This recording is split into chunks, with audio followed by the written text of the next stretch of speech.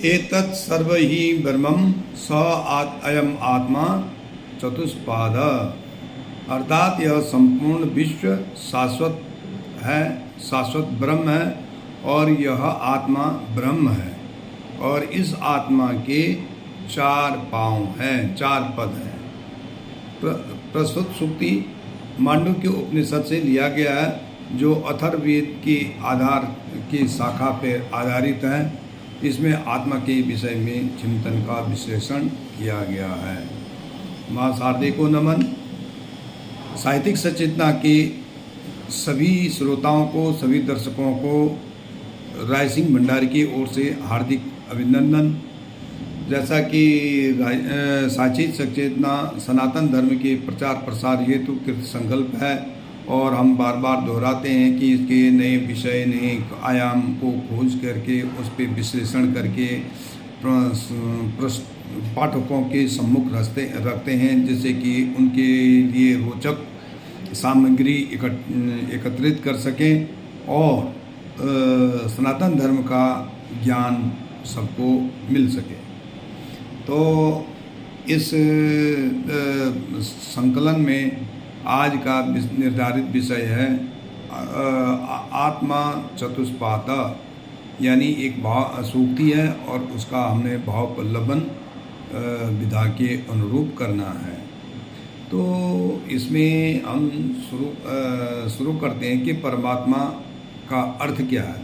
परम और आत्मा, अगर संधि विच्छेद किया जाए तो परम और आत्मा, अर्थात वह आत्मा जो परम है, सर्वश्रेष्ठ है, और एक दूसरी होती है जो सामान्य आत्मा, जो मानव देह में और सभी के जीवधारियों में प्रवेश करती रहती है और निकलती रहती है।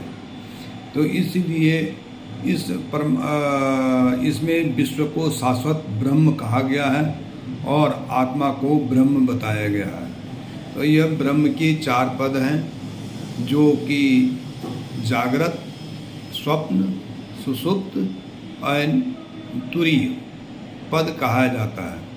तो स्वप्न जागृत पद किसी, जैसे मानव देह है, मानव देह में 5 कामेंद्रियाँ और 5 ज्ञानेंद्रियाँ होती हैं, जिसमें ज्ञानेंद्रियों का काम चेतना को, आत्मा को संदेश देना होता है और उस संदेश के आधार पर चेतना जो है कामेंद्रियों को कार्य करने के लिए आदेश देती है।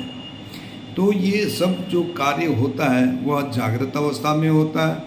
मनुष्य उस समय या कोई भी जीवधारी उस समय जागृत अवस्था में रहता है।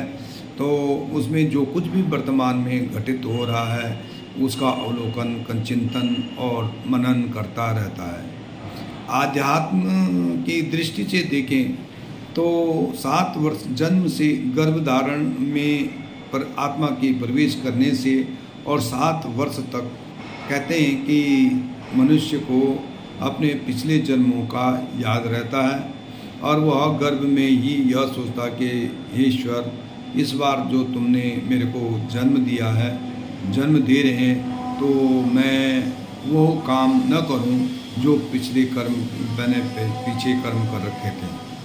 तो वह एक विद्वानों की नज़र में, दार्शनिकों की नज़र में और ऋषि मुनियों की नज़र में वो जागृत अवस्था है। दूसरा आ जाती है स्वप्न अवस्था।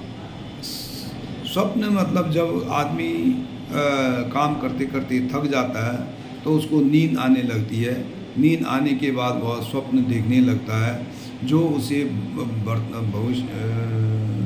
भूतकाल में जो चीज़ें घटनाएं हुई होंगी और भविष्य के प्रति कुछ संकेत मिलते हैं जो वो स्वप्न में देखता रहता है। वह चेतना जो है दूसरी चेतना होती है, उसको स्वप्न अवस्था कहते हैं। अगर आध्यात्मिक दृष्टि से देखें तो यह स्वप्न अवस्था जो है 7 वर्ष की आयु से लेकर के जीवन भर की आयु को स्वप्न अवस्था कहते हैं। उसमें मनुष्य जो है पिछले जन्मों को भूल जाता है और नए कर्म जो उसके सामने वर्तमान और सामने वास्तविक दिख रहा उसी को वो वास्तविक समझ लेता है और उसी के आधार पे जो है अपने कर्म करता रहता है। इसके बाद आती है तीसरी सुषुप्त अवस्था। सुषुप्त अवस्था का अर्थ है कि जब व्यक्ति नींद में रहता, जागृत से नींद में जाता है, नींद के बाद स्वप्न देखता है, स्वप्न के बाद जब स्वप्न टूटता है और उसके बाद जो उसकी जो अवस्था होती है, एक सुषुप्त होती है, जागृत और स्वप्न के बीच की अवस्था, कि एकदम खड़ा नहीं होता है, वो आंखें खोल तो देता है लेकिन जगता नहीं है।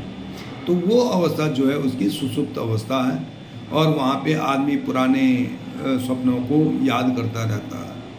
अगर आध्यात्मिक की दृष्टि से देखा जाए तो मृत्यु को दार्शनिक ऋषि मुनियों ने, हमारे सनातन धर्म में मृत्यु को ही एक सुषुप्त अवस्था कहा गया कि यम नामक वायु जो है उसको एक कुछ समय के लिए स्थिर कर देती है और उसके बाद जब नई देह में धारण करके वह जागृत अवस्था में पहुंच जाती है। अंत में आ जाती है तुरीय अवस्था। तुरीय अवस्था वह पद है जहाँ पे कि सभी इन चीज़ों को छोड़ करके अलग चीज़ शुरू हो जाती है, जैसे मोक्ष, जिसका मोक्ष कहला जाता है।